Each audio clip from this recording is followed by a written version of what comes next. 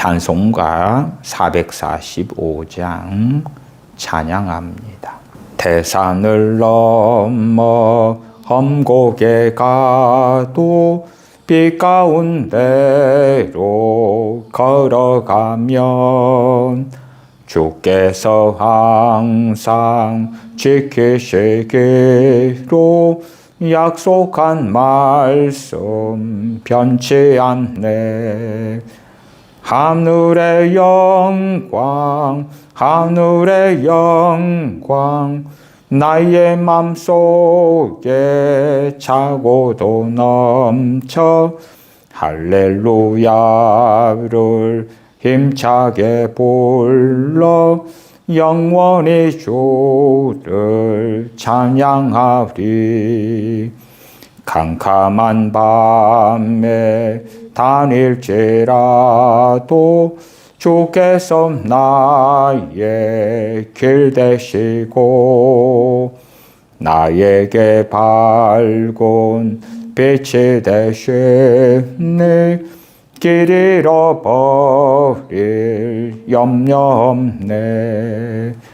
하늘의 영광, 하늘의 영광, 나의 맘속에 차고도 넘쳐 할렐루야를 힘차게 불러 영원히 주를 찬양하리. 광명한 그 빛 마음의 바다 찬란한 천국 바라보고 할렐루야를 힘차게 불러 날마다 빛에 걸어가리. 하늘의 영광, 하늘의 영광, 나의 맘속에 차고도 넘쳐 할렐루야를 힘차게 불러 영원히 주를 찬양하리. 성경 시편 73편입니다. 시편 73편 22절부터 28절까지 제가 읽습니다. 내가 이같이 오매무지하니 주의 앞에 짐승이오나 내가 항상 주와 함께하니 주께서 내 오른손을 붙드셨나이다. 주의 교훈으로 나를 인도하시고 후에는 영광으로 나를 영접하시리니 하늘에서는 주 외에 누가 내게 있으리요. 땅에서는 주밖에 나의 사모할 자 없나이다. 내 육체와 마음은 쇠잔하나 하나님은 내 마음의 반석이시요 영원한 분깃이시라. 대저 주를 멀리하는 자는 망하리니 음녀같이 주를 떠난 자를 주께서 다 멸하셨나이다. 하나님께 가까이 함이 내게 복이라. 내가 주 여호와를 나의 피난처로 삼아 주의 모든 행사를 전파하리이다. 아멘. 하나님의 임재 연습이라는 주제로 말씀을 살펴보려고 합니다. 제가 1980년대에 세례받기 전에 학습문답과 세례문답을 할 때는 웨스트민스터 소요리 문답을 가지고 공부하면서 문답을 했었습니다. 그 웨스트민스터 총회에서 만들어진 것들은 개혁교회에서 아주 중요하게 여깁니다. 과거 영국 의회의 요청으로 약 120여 명의 목사님들, 신학자들이 모여서 교회 개혁, 예배 개혁, 신앙 고백 작성, 교리 교육, 문답성 등을 하였는데 1643년부터 1649년까지 총회를 가졌습니다. 매일 월요일부터 금요일까지 아침 9시부터 오후까지 모임을 가졌고, 그래서 그 총회의 모임이 1100번 이상이 되었습니다. 그 가운데 대소 요리문답을 작성했는데, 먼저는 대요리문답을 작성했어요. 대요리문답은 목회자들을 위하여, 장로님들을 위하여, 성숙한 하나님의 백성들을 위하여 자세한 내용으로 작성되었습니다. 그리고 대요리문답을 바탕으로 해서 어린이들, 초신자들, 청소년들이 하나님에 대하여 알 수 있도록 간략하게 질문과 답변 형식으로 공부하고 암송하기 쉽게 만들어진 것이 소요리 문답이 됩니다. 그 웨스트민스터 총회에 참여한 분들은 청교도들이었지요. 그러면 많이 익숙한 웨스트민스터 소요리 문답 제1문의 질문은 사람의 제일 되는 목적이 무엇입니까? 웨스트민스터 대요리 문답 제1문의 질문도 실상 동일한데, 사람의 가장 높고 으뜸되는 목적은 무엇인가? 소요리 문답의 답변은 사람의 제일 되는 목적은 하나님을 영화롭게 하는 것과 영원토록 그를 즐거워하는 것입니다. 대요리 문답의 답변은 사람의 가장 높고 으뜸되는 목적은 하나님을 영화롭게 하고 그를 온전히 영원토록 즐거워하는 것이다. 웨스트민스터 대요리 문답 1문의 답변에는 그를 온전히 영원토록 즐거워하는 것이다. 온전히, 영어로 fully가 들어가 있고, 소요리 문답의 답변에는 좀 간략하니까 온전히를 생략했고, 또 대요리 문답은 신학생이나 목회자들이나 장로님들, 성숙한 성도님들을 위하여 작성된 거기 때문에 자세한 해설, 자세한 설명, 왜 제1문이 이리 중요한가 하는 성경의 근거를 가지고 논증을 하였습니다. 제가 웨스트민스터 총회에서 만들어진 대소요리문답 제1문을 가지고 말씀드리는 것은 우리 많은 신자들이 놓치고 있는 것에 대하여 말씀드리려고 하는 것입니다. 사람의 제일 되는 목적은 하나님을 영화롭게 하는 것과, 과연 하나님께서는 무엇을 통하여 어떻게 영화롭게 되시는가? 또한 이어서 나온 영원토록 그를 즐거워하는 것, 영원토록 하나님을 즐거워하는 것은 무엇인가 하는 것입니다. 대소요리문답이 만들어진 배경이 되는 대표적인 성경의 근거가 이 시편 73편 오늘 본문의 말씀이 됩니다. 오늘 본문부터 살펴가 보십시다. 12절, 내가 이같이 오매무지하니 주의 앞에 짐승이오나. 하나님의 사람들은 진실로 하나님 앞에서 자신을 살펴볼 때에 짐승일 수밖에 없습니다.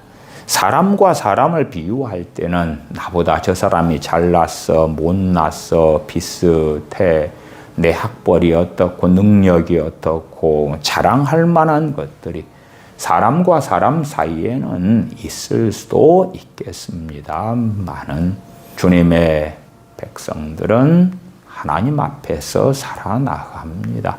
그렇기 때문에 주의 앞에 짐승이 오니 내가 이같이 오매무지하니 하나님을 찾고 하나님을 구하는 사람들이 항상 깨닫고 알고 있어야 될 정체성, 자기 자리는 이러합니다. 오매무지하고 짐승이다. 그러나 하나님 앞에서 살아나간다고 하면서 자신의 오매무지함, 자신의 짐승됨에 대하여 알지 못하고 자존망대하며 교만한 자리에 선다면 우리는 어리석은 사람들이 될 것입니다. 시편 73편은 아삽의 시라고 나와 있고 73편 2절 3절을 보십시다. 나는 거의 실족할 뻔하였고 내 걸음이 미끄러질 뻔하였으니 이는 내가 악인의 형통함을 보고 오만한 자를 질시하였음이로다. 오만한 자들, 악인들, 교만한 자들이 얼마나 떵떵거리고 악하게 살아가는가. 그러면서 하나님의 사람은 날마다 재앙을 당하고 고통을 당하는데 왜 저 악인들의 형통한가 하였고 하나님께서는 그로 하여금 그들의 종국을 깨닫게 하셨던 것입니다.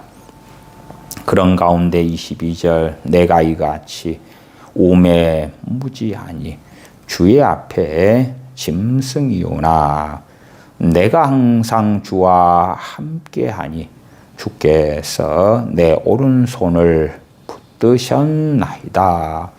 내가 항상 주와 함께한다. 하나님의 존전에 머무는 것이 가장 바탕이 되는 것입니다. 하나님을 가까이 하는 것입니다. 하나님 앞에 머무는 것입니다. 하나님 앞에 머물 때에 은혜를 받고 능력을 받고 하나님과 동행하는 실제적인 삶이 가능해지는 것이지요. 24절 주의 교훈으로 나를 인도하시고 후에는 영광으로 나를 영접하시리니. 그러면서 이 아삽이라는 하나님의 사람의 중심에 무엇이 있는가 할 때 25절에 하늘에서는 주 외에 누가 내게 있으리요. 땅에서는 주밖에 나의 사모할 자 없나이다. 물론 아삽도 결혼했다면 배우자가 있을 것이고 자녀들이 있을 것이고 사랑할 사람, 부모, 형제, 가족, 친구도 있겠지요. 그러나 진실로 최우선순위에서 그 누구하고도 비교할 수 없는 사모의 대상이 주 하나님이었다. 하늘에서는 주 외에 누가 내게 있으리요? 주님밖에 없다. 주 하나님 외에 아무도 하늘에서 내게 없다. 땅에서도 마찬가지다. 땅에서는 주밖에 나의 사모할 자 없나이다. 우리가 제대로 이해하지 못하고 살아가는 성경 구절이면서 또한 매우 익숙한 성경 구절 중에 하나가 마태복음 6장 33절인 것을 봅니다. 마태복음 6장 33절은 그런즉 너희는 먼저 그의 나라와 그의 의를 구하라. 그리하면 이 모든 것을 너희에게 더하시리라. 이 모든 것은 먹고 마시는 것들이고 의식주에 대한 것들인 것을 그 앞에 주님 하신 말씀을 통하여 알 수가 있습니다. 너희는 먼저 그의 나라와 그의 의를 구하라. 그러니까 이 구하라는 것을 기도하라 그렇게 이해하는 가운데 내가 기도할 때에 하나님의 나라와 하나님의 의에 대한 것을 먼저 기도한 다음에 그 이후에 우리의 삶에서 필요한 것, 이웃, 형제, 부모, 가족 등을 위하여 기도하면 되구나. 그리고 우리 많은 목사님들이 가르쳐 준 대로 하나님의 나라와 하나님의 의를 가지고 구하는 것, 기도하는 것은 나라와 민족의 복음화, 선교지들을 위하여 기도하는 것, 우리 교회를 위하여 기도하는 것, 한국 교회를 위하여 기도하는 것, 복음 전파를 위하여 기도하는 것, 나아가서 이웃을 위하여 기도하는 것도 하나님의 나라와 하나님의 의를 위하여 기도하는 것이다. 그렇게 착각하는 가운데 기도 순서상 스스로 믿고 있는 하나님의 나라와 하나님의 의에 대하여 정의하면서 그런 방식으로서의 기도 생활이라고 생각하는 경우들이 매우 많더라 하는 것입니다. 가장 기본적으로 하나님의 나라는 무엇인가? 하나님의 의는 무엇인가? 두 번째는 구하는 것은 무엇인가? 하나님의 나라와 하나님의 의에 대한 하나님의 사람들 대부분 초대교회 교부들이나 종교개혁자들이나 청교도들이나 역사적으로 하나님의 사람들 또한 주석가들 대부분 동의하는 명백한 것은 하나님의 나라는 하나님의 통치다. 하나님의 통치, 하나님의 다스림이다. 하나님의 의는 하나님의 뜻이다. 하나님의 뜻, 하나님께서 기뻐하시는 뜻이다. 그 정도는 너무나 간단한 것입니다. 물론 구하라 하는 것은 기도하라가 아니라고 제가 누누이 말씀드렸습니다. 구하라 하는 것의 헬라어는 제테오다. 그리고 이 제테오를 현재 능동법 명령형으로 제테이테 그렇게 헬라어 성경에 기록되어 있습니다. 이 제테이테, 제테오의 현재 명령형은 보통 지속적인 행동을 이야기하고 습관적 행동을 이야기합니다. 계속하여 갈망하고 추구하고 애쓰고 원하고 그것이 제테오의 현재 명령형이 되는 제테이테가 되어 제테오의 기본 의미는 찾다, 추구하다, 적극적으로 구하다, 얻기 위해서 애쓰다 이런 단어입니다. 그러니까 구하라 해서 어떠한 말씀들은 명확히 기도해라 그런 말씀이 되는 구절들이 있습니다만은 마태복음 6장 33절에 그의 나라와 그의 의를 구하라 할 때 그 구하라는 기도해라가 아닙니다. 물론 하나님의 나라와 하나님의 의를 적극적으로 찾고 추구하고 갈망하고 원하고 그 가운데 살기 위하여 애쓰는 것의 적용점 안에서는 성도의 기도 생활은 명백히 포함될 것입니다. 그러면 역사적으로 하나님의 사람들이 하나님의 나라나 하나님의 의를 무엇이라고 설명했는지는 살펴보십시다. 오리겐은 하나님의 나라는 사람의 마음에 임하는 하나님의 통치다. 하나님의 통치가 임하고 이루어지는 것이 하나님의 나라다. 그러면 마음속에 하나님을 기뻐하고 즐거워하고 원하는 데서 출발할 수밖에는 없는 것이지요. 회심한 사람들에게는 이미 하나님의 나라가 시작되는 것은 명백합니다. 어거스틴은 하나님의 나라에 대하여 하나님과 함께하는 생명이다.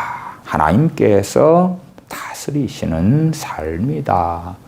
하나님께서 신자를 다스리는 하나님의 통치가 이루어지는 하나님의 나라 가운데 들려면 하나님을 사모하고 원하고 갈망하고 찾고 구해야 하는 것은 당연한 일입니다. 가장 원하고 구하며 갈망해야 할 분이 하나님이시다 하는 것입니다. 하나님을 찾는 것, 하나님을 구하는 것, 하나님을 원하는 것, 그리하여 하나님께서 신자와 함께 하는 가운데 누리는 그 생명, 또한 하나님께서 함께 하시는 가운데 하나님께서 통치하시는, 다스리시는 삶이 바로 하나님의 나라라고 어거스틴은 증거했습니다. 하나님의 의는 하나님께서 기뻐하시는 거룩한 삶이다. 종교개혁자 존 칼빈은 하나님의 나라는 하나님께서 다스리시는 통치다 같아요.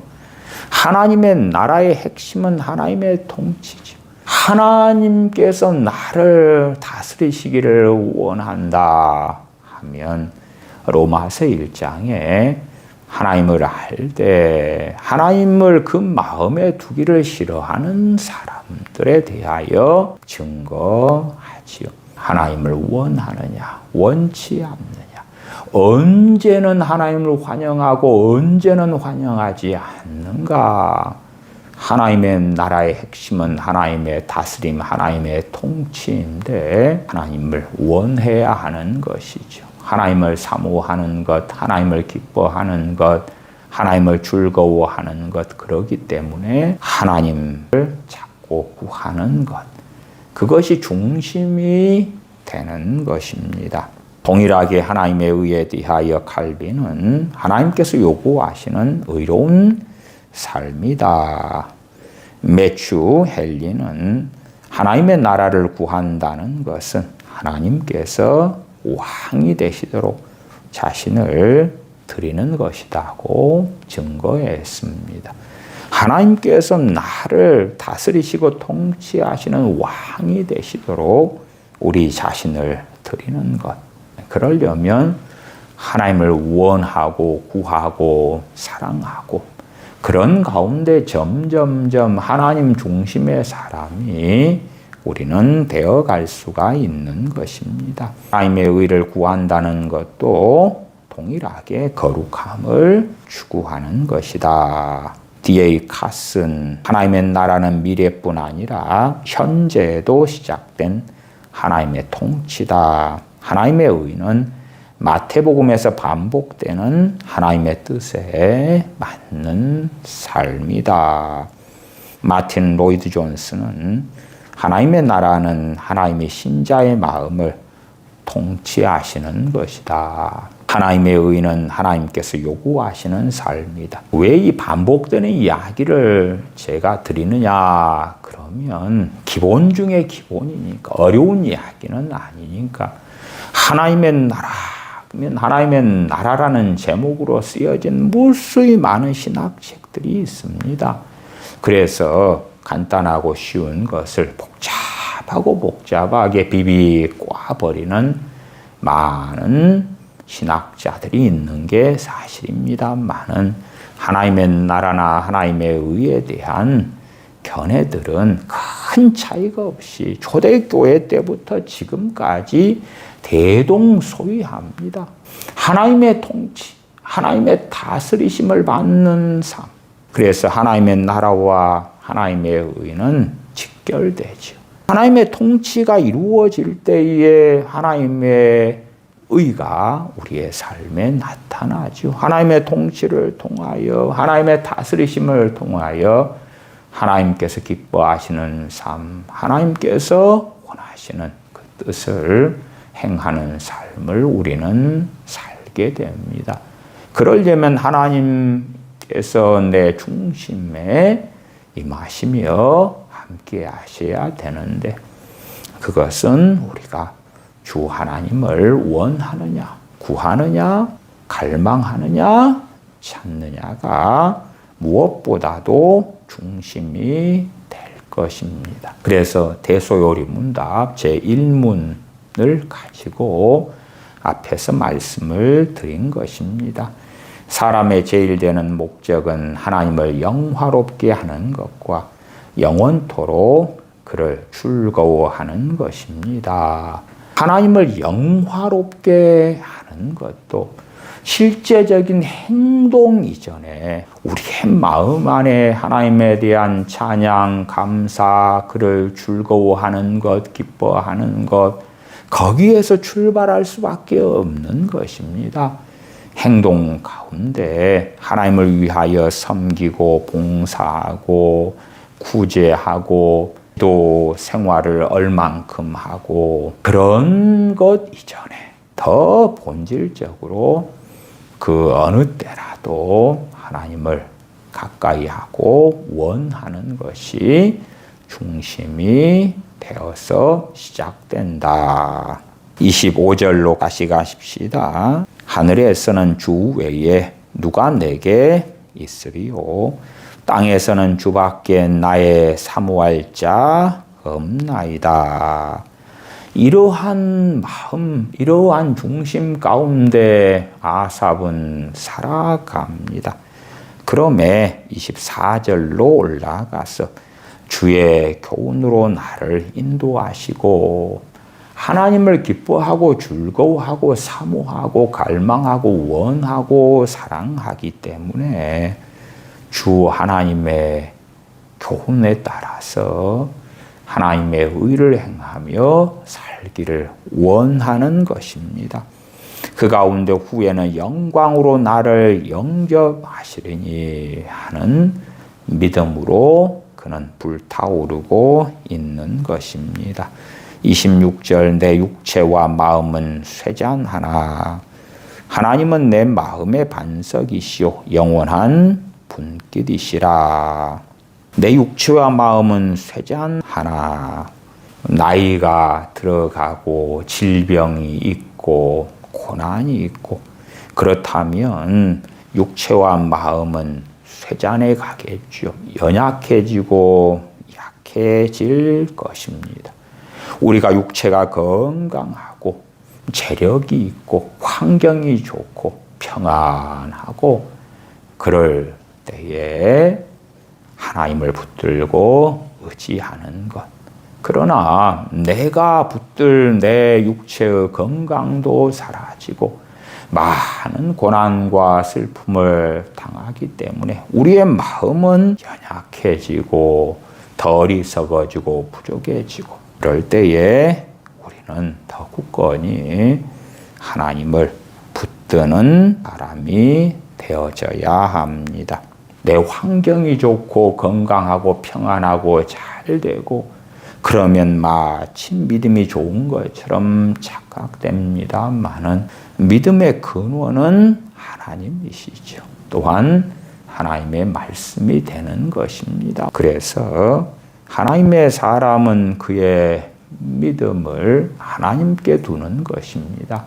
하나님께서 변치 않으시기 때문에 우리의 환경도 우리의 마음도 우리의 육체도 쇠약해져 가고 변해가지만 하나님의 약속과 하나님의 언약, 하나님 자신의 신실하심은 결코 변치 않기 때문에 이 하나님의 사람은 믿음의 근거를 하나님께 두지 자신에게 두지 않는 것입니다. 다하여진다는 것이 소진된다, 힘이 다한다, 사라진다. 그럴지라도 하나님은 내 마음의 반석이시오 영원한 분깃이시라.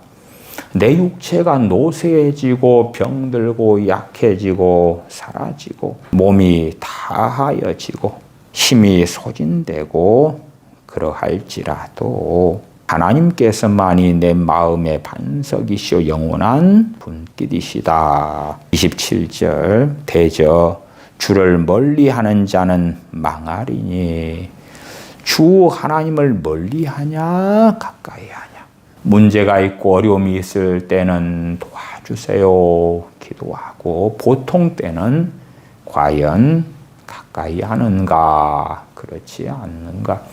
그렇다면 평안한 삶을 날마다 살아가는 사람들은 주 하나님을 멀리하겠죠. 멀리해요. 그러다가 어쩌다가 문제가 생기면 하나님 왜 이럽니까? 그리고 기도하는 사람들이라면 그는 주님을 멀리하는 사람들 가운데에서 있는 사람일 것입니다. 대저 주를 멀리하는 자는 망하리니 음녀같이 주를 떠난 자를 주께서 다 멸하셨나이다. 28절 하나님께 가까이 함이 내게 복이라. 내가 주 여호와를 나의 피난처로 삼아 주의 모든 행사를 전파하리이다. 하나님께 가까이 함이 내게 복이라. 하나님께 가까이 나아가는 것, 하나님께 가까이 나아가는 것, 그 어느 때라도 우리의 마음이 하나님 외에 다른 것으로 쉽게 향해지기 때문에 때때로 우리가 멈추어서 하나님께 우리의 마음을 향하고 우리의 생각을 하나님께 향하는 그러한 것들이 우리의 삶 가운데 계속 있어져야 됩니다. 그러할 때 우리가 하나님의 임재 가운데 살게 되고 하나님의 통치가 우리에게서 이루어져 가고, 에녹 선지자가 하나님과 300년간 동행하였던 것처럼 하나님과 동행하는 삶이 시작되는 것입니다. 하나님께 가까이 함이 내게 복이라. 과연 우리도 이렇게 고백하고 증거할 수 있는가? 내가 주 하나님을 나의 피난처로 삼아. 우리의 피난처는 은행의 적금입니까? 아니면 우리가 애써서 장만한 우리의 집입니까? 내 통장의 잔고가 피난처인가? 나의 젊음과 건강이 나의 피난처인가? 나의 재산 혹은 재력 있는 내 부모가 나의 피난처인가? 진실로 하나님만을 피난처로 삼는 사람이 복된 것입니다. 시편 63편을 보십시다. 시편 63편 1절입니다. 시편 63편 1절 하나님이여 주는 나의 하나님이시라. 내가 간절히 주를 찾되 물이 없어 마르고 곰피반 땅에서 내 영혼이 주를 갈망하며 내 육체가 주를 앙모하나이다. 하나님의 나라와 하나님의 의를 먼저 구하라, 제태오하라, 갈망하고 간절히 원하고, 그리하면 이 모든 것을 의식주, 먹고 마시고 살아가는 것, 그것을 더하실 것이다. 그러나 우리는 하나님의 나라, 하나님의 의, 그의 중심에는 무엇이 있습니까? 하나님 자신을 원하고 갈망하는 것이 있습니다. 내 마음에 하나님 모시기를 기뻐하는 것, 하나님 앞에 내가 머물기를 원하고 갈망하는 것, 하나님 아버지를 잊지 아니하고 우리 주 예수 그리스도를 의지하는 믿음을 통하여 원하고 찾는 것이 있습니다. 그러나 우리는 이 모든 것에 해당하는 의식주를 앞세우고 먼저 하고, 그것을 앞세울 때에 우리의 마음은 걱정과 염려로 가득해지는 것이 일반적입니다. 먼저 그의 나라와 그의 의를 구하라 할 때의 그 먼저는 시간적인 순서를 이야기하는 것이 아닙니다.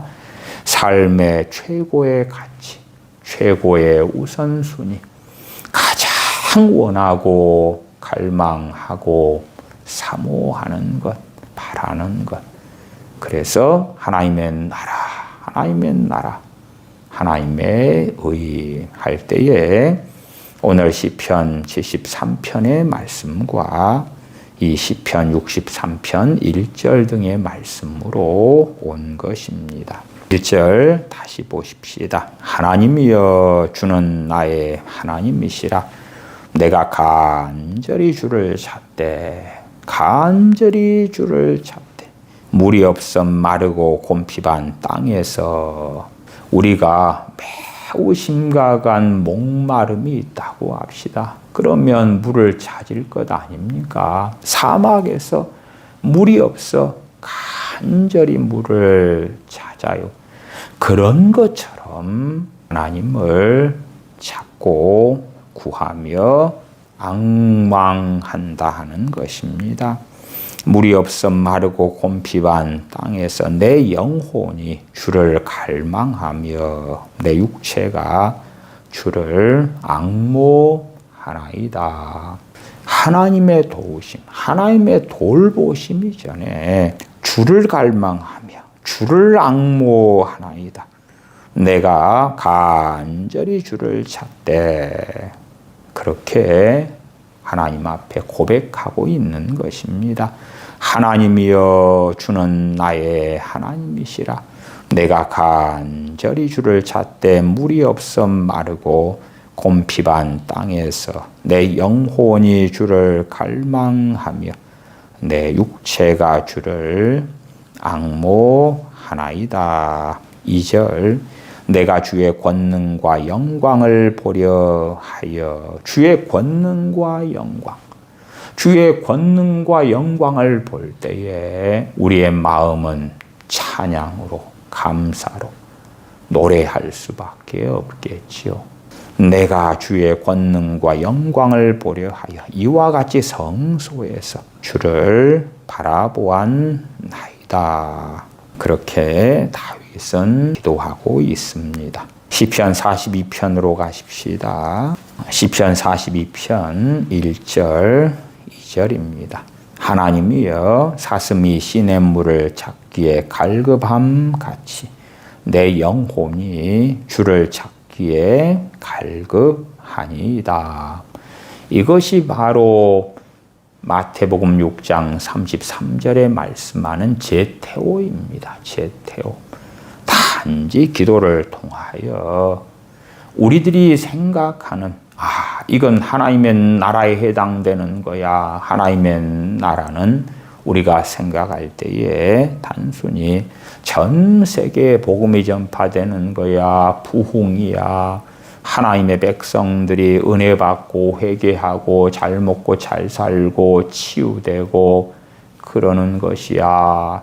그러니까 그에 따른 기도 제목들을 가지고 하나님께 하려는 것이 주님께서 명하신 하나님의 나라와 하나님의 의를 먼저 제태오 구하는 것이야. 그런 게 아니라 진실로 하나님의 나라와 하나님의 의를 먼저 구하는 제태오하는 삶에는 무엇보다도 출발점과 끝 알파와 오메가 되는 것은 하나님에 대한 사모함, 갈급함이 있다. 하나님이여 사슴이 시냇물을 찾기에 갈급함 같이 내 영혼이 주를 찾기에 갈급하니이다. 내 영혼이 하나님고 생존하시는 하나님을 갈망하나니 내가 어느 때에 나아가서 하나님 앞에 배울고 하나님의 존전에 나아가서 하나님을 배웠기를 그렇게 원했던 것입니다. 제가 또원의 수도사 가운데 한 명이었던 로렌스 형제의 하나님의 임재 연습이라는 그에 대하여 쓴 전기와 그의 편지, 그와 나눈 대화에서 얼마간을 읽어드리려고 합니다. 로렌스 형제는 로마 가톨릭 수도원의 평도사였습니다. 그는 1614년에 태어나서 1691년 77세까지 산 인물인데 정말 특별하게 우리 개신교회 안에 그에 대하여 많이 그가 하나님과 동행한 삶을 산 증인으로 증거되어져 왔습니다. 감리교회 창시자인 요한 웨슬리는 로렌스 형제의 책을 읽으면서 그것을 널리 보급을 했고요. 또한 영국 성공회의 목사였던 존 유톤도 18세기에 하나님의 사람으로 이 로렌스 형제의 삶에 대하여 하나님의 백성들에게 큰 본이 되는 것을 증거하였습니다. 또 우리가 잘 아는 설교의 황태자라 일컬어지는 찰스 스펄전 목사님도 로렌스 형제는 비록 천주교의 수도사였지만 하나님과 동행하는 실제적인 신앙을 보여준 사람이었다 증거하면서 그의 책을 널리 알렸습니다.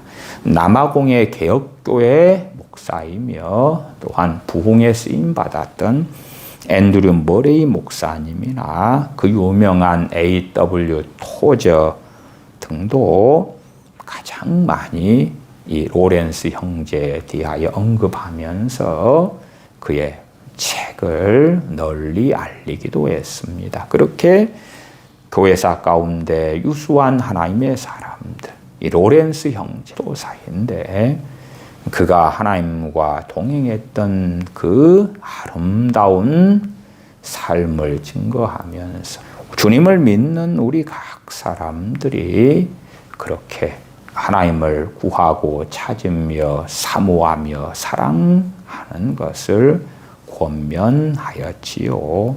그래서 하나님의 임재 연습이라 이런 이름으로 우리 한국 많은 출판사들에서 이 책이 번역되었습니다. 과거 1600년 말에 책이기 때문에 이미 오래된 고전이어서 저작권이 소멸되었으니 어느 출판사라도 자유롭게 번역 출간할 수 있는 거거든요.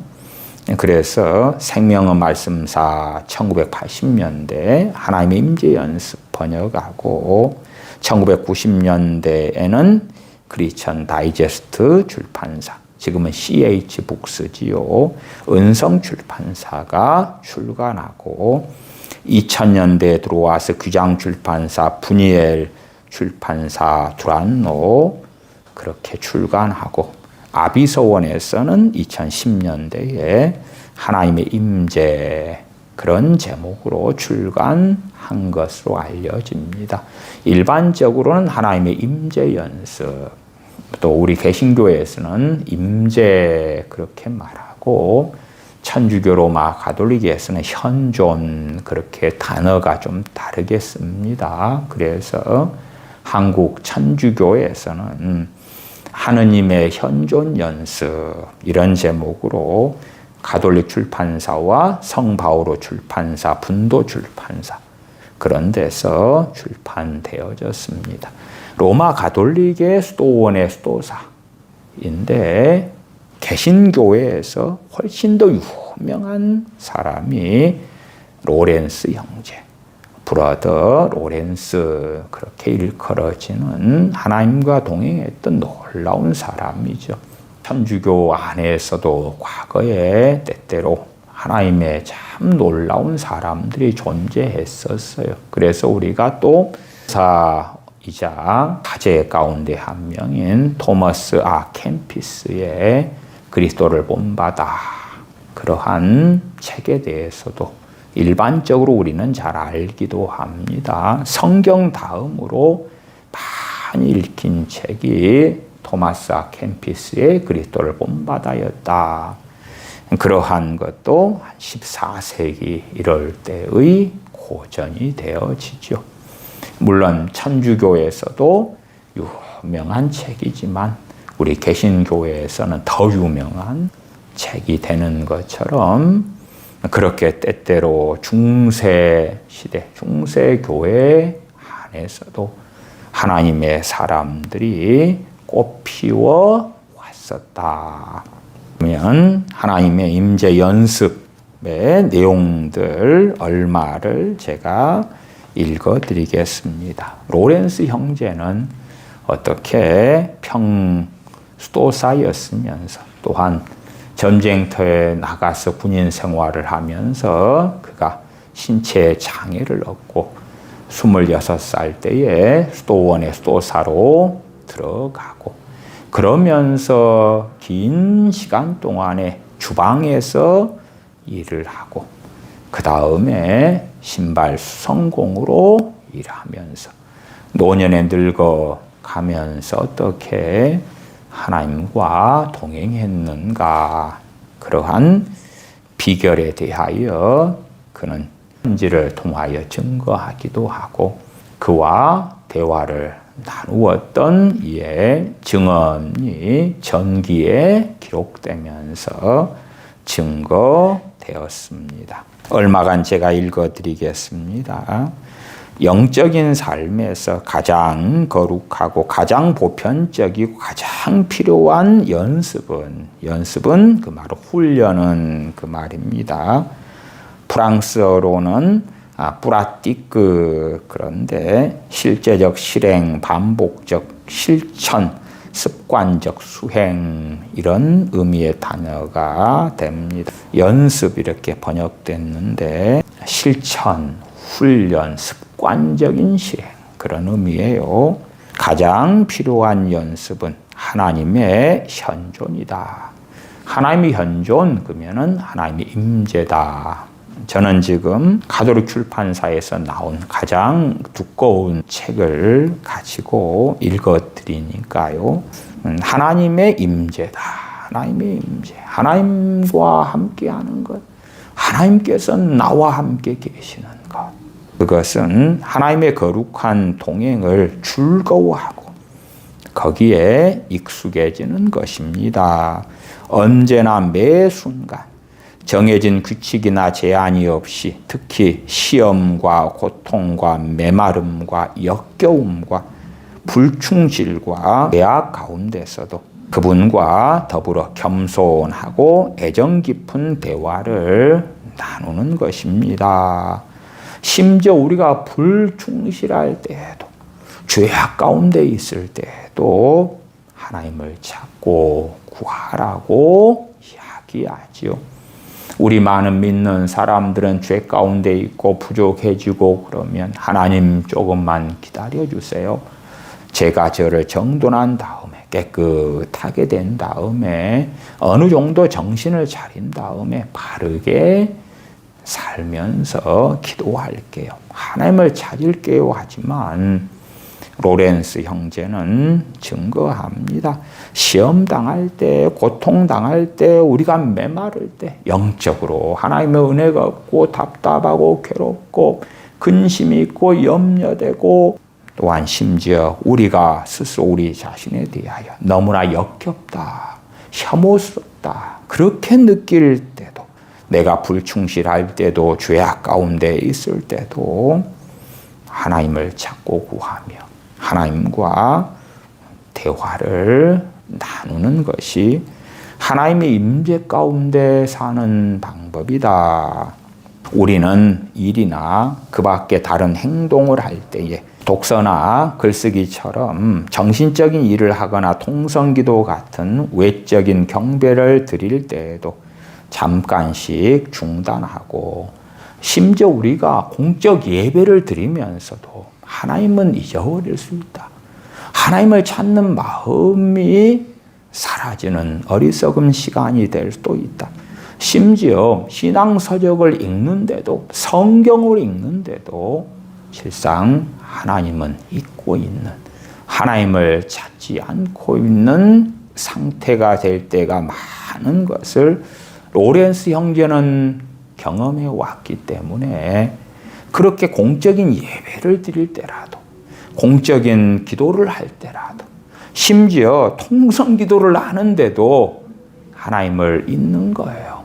사실은 하나님을 찾지 않으면서 맹신적, 맹목적 기도만 하는 경우들이 있는 것을 발견해서 잠깐씩 중단하고 우리 마음속 깊은 곳에서 하나님께 경배를 드려야 합니다.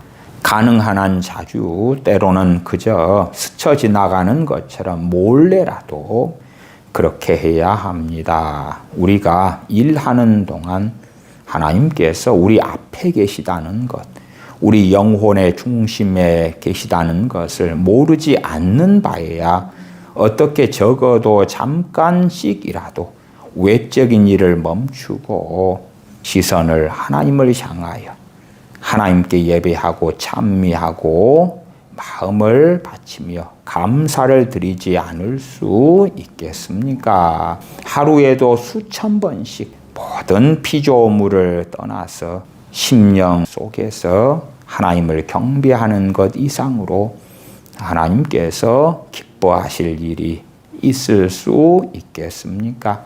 이처럼 마음속으로 하나님께 돌아가는 일은 우리를 피조물들 가운데 있는 오죽지 않은 자만심으로부터 차츰 벗어나게 해줄 것입니다. 이 모든 예배는 믿음에 의하여 이루어져야 합니다. 이 저자가 말하는 예배라는 것은 하나님을 찾는 것, 하나님께 나아가는 것, 하나님께 대화하는 것, 말씀드리는 것을 다 포함하지요. 우리는 하나님께서 진정으로 우리의 마음속에 계시다는 것과 하나님께 예배하고 하나님을 사랑하고 섬겨야 합니다. 하나님께서는 우리와 모든 피조물 안에서 일어나는 또 앞으로 일어날 모든 일을 보고 계시며 그 어느 것에도 의존하지 않으시고 자존하시며 모든 피조물을 다스리십니다. 하나님께서는 무한히 완전하시며 그분의 무한한 탁월함과 절대 주권에 의해 우리의 전 존재를 하늘과 땅에 있는 모든 것을 다스릴만 하십니다. 시간 속에서 또 영원 속에서 그분은 만물을 당신의 뜻대로 주관하십니다. 우리는 모든 생각과 말과 행동을 마땅히 그분께 드려야 합니다. 복을 받을 때 우리는 온전한 신뢰를 가지고 하나님을 의지해야 합니다. 그러면서 하나님께 겸손하게 예배를 드리고 우리의 모든 곤란과 약점들을 내어놓고 사랑 안에서 하나님의 은혜와 도우심을 구해야 합니다. 그러면 우리 자신은 전혀 가지지 못한 미덕들을 하나님 안에서 발견하게 될 것입니다. 미덕들, 우리의 덕, 우리의 인격적인 변화, 우리가 가지는 좋은 마음과 행동들, 그러한 것들의 근원과 원천이 하나님이시다 하는 것입니다. 우리가 만들어내는 사랑, 우리가 만들어내는 선, 그게 아니라 진실로 하나님께서 원하시는 것들이 이루어져 가려면 하나님께 나아가고 하나님을 찾고 겸손하게 예배드리고 우리의 곤란함, 약점들 가운데 심지어 우리가 어리석어지고 죄 가운데 있을 때라도 기꺼이 하나님께 나아가야 한다는 것입니다. 하나님 앞에 우리가 나아가서 우리의 잘못을 고백하고 자신을 낮추는 것은 매우 중요합니다.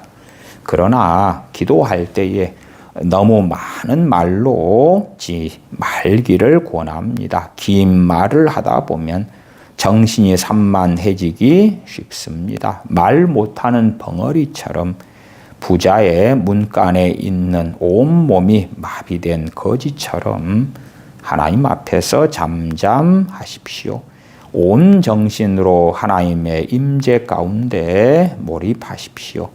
그럴 때에 정신이 흐트러지고 잡념이 생긴다 해도 너무 초조해하지 마십시오. 그러한 초조감은 정신을 모으기보다 한층 더 산만하게 만듭니다. 그러나 만일 꾸준히 그렇게 하신다면 하나님께서 불쌍히 보시고 도와주실 것입니다. 우리가 하나님을 찾고 구하며 하나님을 가까이 하는 일에 전념한다면 큰 변화가 우리에게 일어날 것입니다. 하나님께서는 우리에게 대단한 일을 원하시는 것이 아닙니다. 시시때때로 잠깐씩 그분을 기억하고 잠깐씩 경배드리고 때로는 은혜를 구하고 때로는 우리의 고통을 아뢰고 또 때로는 우리의 일 가운데 주신 은혜에 감사드리고 하나님 안에서 위로받기를 가능한 한 자주 하면 되는 것입니다. 식사를 할 때나 대화를 할 때나 자주 마음으로 하나님을 우러러 보십시오. 아주 잠깐 동안이라도 하나님을 기억하는 것을 하나님께서는 매우 기뻐하십니다. 그러기 위해서 소리 높여 외칠 필요는 없습니다. 이미 권면드렸던 것처럼 반드시 이것을 기억하시기를 바랍니다. 밤이건 낮이건 일을 하고 운동과 오락을 하는 동안에도 하나님을 자주 생각하라는 것입니다. 저도 전에 드라마를 보는 동안에도 그런 오락을 다 금해야 된다는 건 아니에요. 그러나 드라마를 보는 중간중간에도 하나님을 찾고 구하는 것, 친구들과 대화하는 가운데서도 중간중간 우리의 마음을 하나님께로 향하는 것, 그것이 하나님과 동행하는 놀라운 비결이 되는 것입니다. 로렌스 형제는 계속하여 말하기를 저는 처음에는 꽤 오랫동안 하나님을 생각하지 않을 때도 있었지만 그랬다고 해서 괴로워하기보다도 하나님 앞에 나아가서 제 자신의 비참함과 부족함을 아뢰었습니다. 자신이 그렇게 하나님을 잊을 정도로 비참한 인간이기 때문에 한층 더 하나님의 은혜와 도우심이 필요하며 하나님을 더 붙들며 신뢰하는 믿음을 가지고 하나님께 나아갔습니다. 외적인 행동을 하기에 앞서서 잠깐이라도 내적인 시선으로 하나님을 바라보십시오. 행동을 하는 중간중간에도 또 행동을 마칠 때에도 그러셔야 합니다. 이 거룩한 습관을 잊었을 때에도 흔들려서는 안 됩니다. 조용히 다시 시작하시면 됩니다. 그렇게 습관이 되신다면 모든 일이 하나님 안에서 즐겁게 이루어질 것입니다.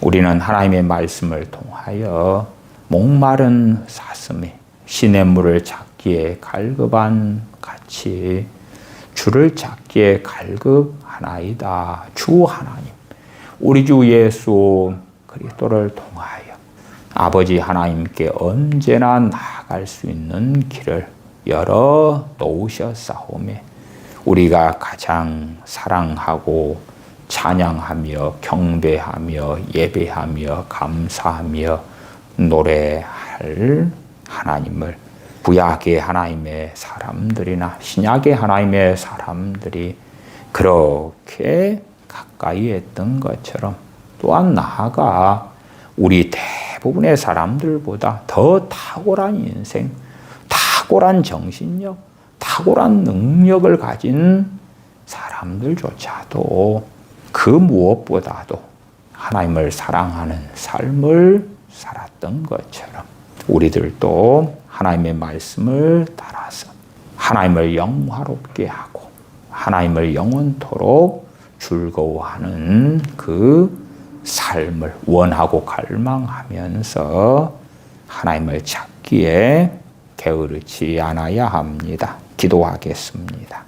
아버지 하나님, 저희들의 날마다의 삶의 순간순간들마다 아버지 하나님을 잊지 아니하고 또한 우리 주 예수 그리스도를 통하여 베풀어 주신 구원과 사랑과 은혜를 잊지 아니하는 가운데 하나님 아버지를 기뻐하며 즐거워하여 가까이 하며 찾으며 구하며 원하며 사모하며 갈망하는 삶을 저희가 순간순간 삶으로 하나님의 임재 가운데 들어서 하나님과 동행하는 복된 삶을 저희가 살게 은혜를 주시옵소서.